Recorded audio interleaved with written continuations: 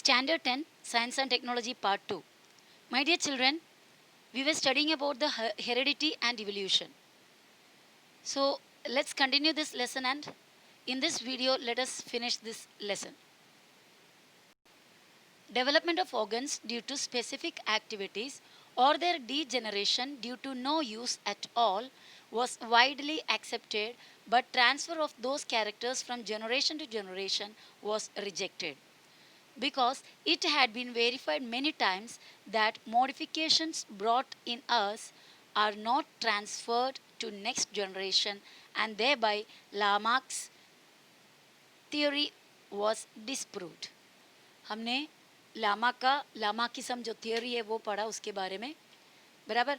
तो उसमें लामा का कहना था कि एक जनरेशन में जो चेंजेस लिविंग ऑर्गेनिजम्स की बॉडी में होता है वो सेम चेंजेस नेक्स्ट जनरेशन में ट्रांसफ़र होता है, लेकिन इसके लिए कोई प्रूफ नहीं मिला। तो दिस आइडिया वॉज रिजेक्टेड, ये आइडिया रिजेक्ट किया गया। तो इस तरह लामा का थियोरी जो है डिसप्रूव किया, यानी डिसअप्रूव किया, ये उसको माना नहीं। The living organism can transfer the characters which it has acquired to the next generation.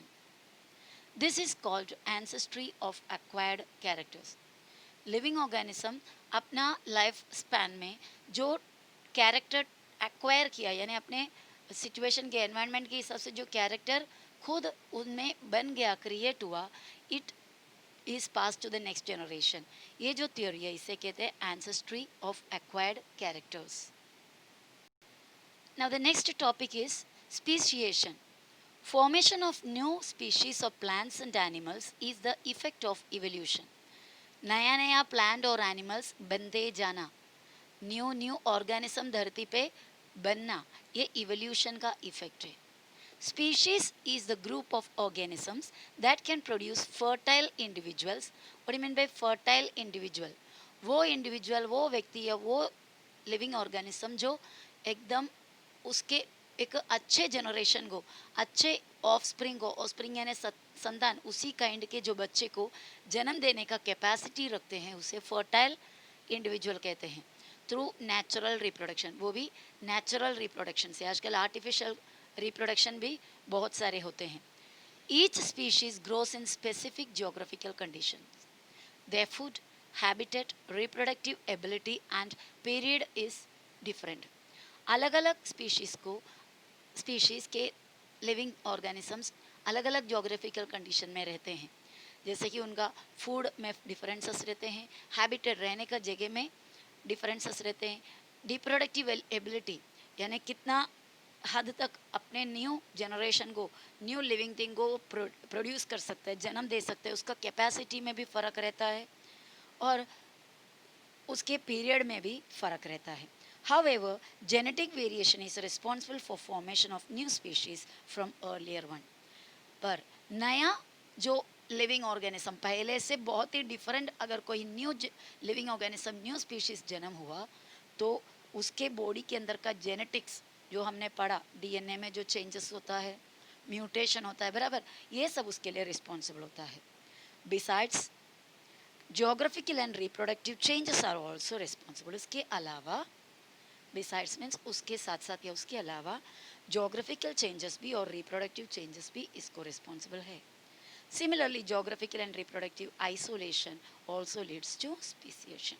Now human evolution, इंसान का इवोल्यूशन। अभी तक तो हमने कॉमनली सभी लाइफ लिविंग ऑर्गेनिज्म के बारे में देखा। अभी ह्यूमन बीइंग स्टार्टिंग में किस तरह था और अब अभी का लेवल में क्या है। The biodiversity that is known today has been said to be formed from very simple unicellular organism due to evolution. In this evolution, origin of human evolution can be shown as per the picture given below.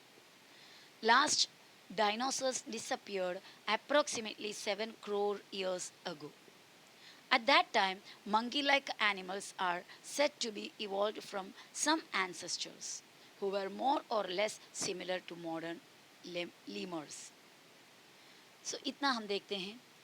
Biodiversity यानी बहुत सारे अलग अलग type of living organisms, बहुत सारे species, ये किस वजह से हुआ है? Because of evolution. क्योंकि in the beginning of evolution, evolution के एकदम बिगिनिंग में यूनिसेल्युलर ऑर्गेनिज्म सिर्फ धरती पे थे, और फिर बहुत सारे और इवोल्यूशन, मतलब इवोल्यूशन की वजह से बहुत सारे और लिविंग ऑर्गेनिज्म आए। और ह्यूमन इवोल्यूशन का शुरुआत अगर हम बोलेंगे तो मंकी लाइक क्रिएचर से हुआ। यहाँ पे हमारे टेक्स्ट बुक में एक पिक्चर दिया हुआ है, एक सीरीज ऑफ पिक्चर्स। एक्चुअली वो पिक्चर्स का जो सीरीज और उसका टाइमिंग हमारा पोर्शन से निकाल दिया गया हुआ है, इसलिए मैं उसको इतना डिटेल में नहीं बता रही हूँ, फिर भी हम उस पर देख कर जाएंगे। तो ये जो मंकी लाइक जो और लिविंग ऑर्गेनिज्म है, वो कोई ऐसा एज्यूम कर रहा है कि कोई ना कोई लीमर से, मॉडर्न लीमर, आज के ज़माने में जो लीमर इस मंकी, एक काइंड ऑफ मंकी है, तो आज का ज़माने का जो लीमर है वो मंकी के रिसेंबल, यानी उसके जैसे दिखने वाले कोई ना कोई एक पुराने टाइम के एंसेस्टर से आज का ह्यूमन बीइंग बना है। Tail of these monkey-like animals of Africa is said to be disappeared about 4 crore years ago. करीब कुछ 4 करोड़ साल पहले इन मंकी लाइक एनिमल्स के जो अफ्रीका में पाया गया था, डिसअपियर हो गया, गायब हो गया कुछ 4 करोड़ साल पहले। They develop due to enlargement in brain. धीरे धीरे उनके ब्रेन को वक्त बीते बीते वो जो मंकी लाइक लिविंग ऑर्गेनिजम्स है उनका ब्रेन डेवलप होने लगा। दे हैंड्स वर ऑल्सो इम्प्रूव्ड। उनके हाथ, पहले वो 4 पैरों में चलते फिरते थे, तो सामने के पैर को हाथ के जैसा इस्तेमाल करने लगे और इम्प्रूवमेंट होने लगा। And this ape like animals were evolved. Ape like means 2 पैर पे खड़े रहने वाला मंकी लाइक एनिमल्स क्रिएट हुए। Meanwhile, these ape-like animals reached the South and Northeast Asia. और वक्त बीते बीते south Asia, north east Asia वगैरह सभी जगह में ये मंकी लाइक एनिमल पहुंच गए, क्योंकि इन्हें कोई पाबंदी नहीं है, कोई लिमिटेशन नहीं है, कहीं भी अर्थ के ऊपर वो घूम सकता है, चल फिर सकते हैं। एंड फाइनली इवॉल्व्ड इनटू, और आखिर में और वक्त बीते बीते ये मंकी लाइक एप्स, जो एप लाइक एनिमल्स है, वो गिबन में और ओरंगुटैन में चेंज हो गया। गिबन और ओरंगुटैन वो भी डिफरेंट काइंड्स ऑफ मंकी से। ये जो इमेज दिख रहा है ओरंगुटैन काइंड ऑफ मंकी से, अभी लीमर है बाकी। ये जो इमेज दिख रहा है ये गिबन काइंड ऑफ मंकी से। यहाँ पर जो इमेज है ये लीमर, LEMUR, लीमर काइंड, ये that kind of an animal. Now let's continue. Remaining ape-like animals stayed in Africa, and from them gorilla and chimpanzee evolved about 2.5 crores years ago. तो पहले जो चेंजेस था हमने 4 crore years ago के बारे में देखे थे। अब आज से कुछ 2.5 करोड़ साल पहले कुछ new kind of app like animals create हुआ या बनने लगा अफ्रीका में, और उनमें से गोरिल्ला और चिंपैंजी वगैरह मंकीज इवॉल्व हुए। तो कितने गैप हो गया आप देख सकते हैं। पहले 4 करोड़ ईयर्स की बात कर रहे थे, अभी 2.5 करोड़ ईयर्स, यानी इतना चेंज होने के लिए crores and crores of years लगा। Evolution of some of the 2 crore year old species of apes seems to be occurred in different way. और ये 2 करोड़ साल पहले कुछ एप लाइक स्पीशीज निकले जो वो अलग अलग तरीके से पाए गए। They had to use their hands more for eating food and other work. ये जो न्यू काइंड ऑफ एप्स है वो अपने हैंड्स को ज़्यादा यूज़ करने लगा, खाना वगैरह ढूंढने में, लेने में और खाने में वगैरह। एक्चुअली ये जो इमेजेस यहाँ पर दिया हुआ जर्नी ऑफ ह्यूमन, ये हमें मेनली हमारे पोर्शन से निकाल दिया गया था, तो मैंने सोचा नहीं चाहिए, so I did not take it clearly, but still you can get the idea. आपको एक आइडिया मिल सकता है। देखो स्टार्टिंग में एक लीमर जैसा एक लिविंग ऑर्गेनिज्म है, और उसके बाद स्लोली स्लोली देखो कैसे कैसे चेंजेस होकर एकदम स्ट्रेट मैन में चेंज हुआ है। Okay, those apes started to live on land as the forest started to decline due to dry environment. Their lumbar bones क्या होता है, जो टेल का एंड में जो बोन होता है उसको lumbar bones कहते हैं। ओके, जो वर्टिब्रा है हमारे बैक बोन जो है उसके एंड का जो part. Their lumbar bones developed in such a way that they started to stand in erect posture in grasslands, and thereby their hands became available for use anytime. तो ये जो starting का काफ़ी टाइम के बाद जो एप्स बने थे, जस्ट अभी हमने देखा, जो दो हाथ अपना यूज़ करने लगे ज़्यादातर, वो फॉरेस्ट को छोड़कर सादा ज़मीन में आकर रहने लगे, क्योंकि फॉरेस्ट सब सूख रहे थे because of the dry environment. फिर इनके जो लंबार बोन्स था, जो बैक साइड का जो वर्टिब्रा का एंड वर्टिब्रा उस तरीके से बने हुए थे कि ये अपने दो पैरों के सहारे खड़े रह पाते थे, यानी इनका दो हाथ फ्री रहता था एनी टाइम कुछ भी काम करने के लिए. First record of human like animal is with us in the form of a Ramapithecus ape from East Africa. Afterwards, this ape grown up in size and became more intelligent, and thus the ape of South Africa evolved about 40 lakh years ago. तो first record जो हमारे पास हमें मिला हुआ है human like animal का, वो form का नाम है रामापिथिकस, और ये ईस्ट अफ्रीका में मिले.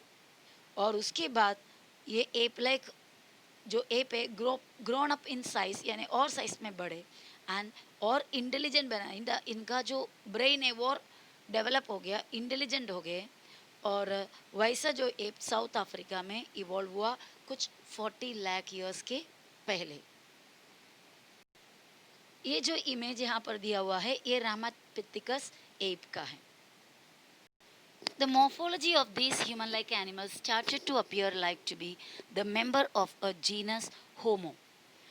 Genus और क्या बोलते हैं आप लोगों को साइंटिफिकली एनिमल्स और प्लांट्स को नाम करने का, जो नाम देने का जो साइंटिफिक मेथड है, आप ऑलरेडी स्टडी कर चुके हैं, बाइनोमियल नोमेनक्लेचर. तो उसमें एक जीनस का नाम स्टार्टिंग में होता है और उसके बाद एक स्पीशीज़ का नाम होता है, जैसे होमो सैपियन, रोसा इंडिका, है ना. तो ऐसा फर्स्ट जो नेम है वो जीनस का और उसके बाद स्पीशीज़ का नाम होता है. तो ये कौन सा जीनस का मेंबर बन गया ये जो एनिमल है, यानी ह्यूमन लाइक एनिमल, होमो नाम का genus. About 20 lakh years ago, and thus skilled human developed. करीब आज से 20 साल पहले skilled humans, यानी जिसका इंटेलेक्ट, यानी जिसका बुद्धि दिमाग बहुत ही अच्छा डेवलप हो गया और अपने हाथों से छोटे छोटे टेक्नोलॉजी को यूज़ करने लगे, वो ह्यूमन को कहते हैं skilled human. About 15 lakhs years ago, human walking with erect posture was evolved. और 5 साल और बाद, यानी 20 साल पहले की बात थी वो, अभी 15 साल पहले, यानी तभी से 5 लाख ईयर्स के बाद इंसान started walking with erect posture, एकदम स्ट्रेट पोजीशन में, पोस्चर में, शेप में चलने लगे. आप यहाँ पर देख सकते हैं इनका ब्रेन का कितना डेवलपमेंट है, फिर वो ब्रेन का साइज में फ़र्क देखो कैसे कैसे डेवलप हो गया, और आखिर में इंसान एकदम स्ट्रेट वॉक करने लगे.